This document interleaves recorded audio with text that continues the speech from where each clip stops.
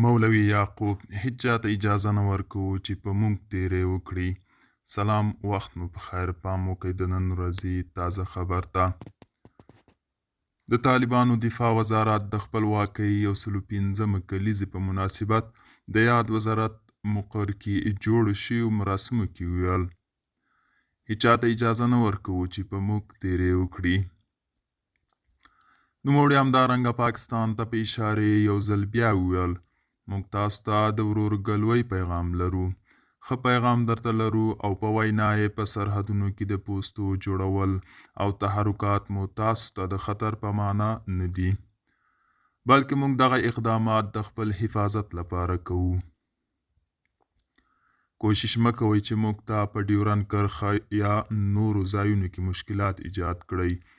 په هر قیمت موږ د خپل عزت، حریم او هیواد ساتنه کوو او په هیڅ قیمت ورڅخه تیریدونکي نه یو. ښاغلي مجاهد وویل موږ د هیڅ چا فرمایش نه منو او یوازې د خپلو امیرانو اطاعت کوو.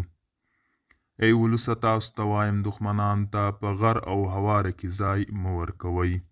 همدارنګه ښاغلي مجاهد له خپلو جنګیالیو څخه هم وغوښتل چې له خلکو سره په نرمۍ چلند وکړي او په چیک پواینټونو کې له هغوی سره له بد چلند څخه ځان وساتي. دوستانو، دا و د نن ورځې چمتو کلی خبر. تر بیا هم په الله سپارم. ښې چارې، ښه وخت.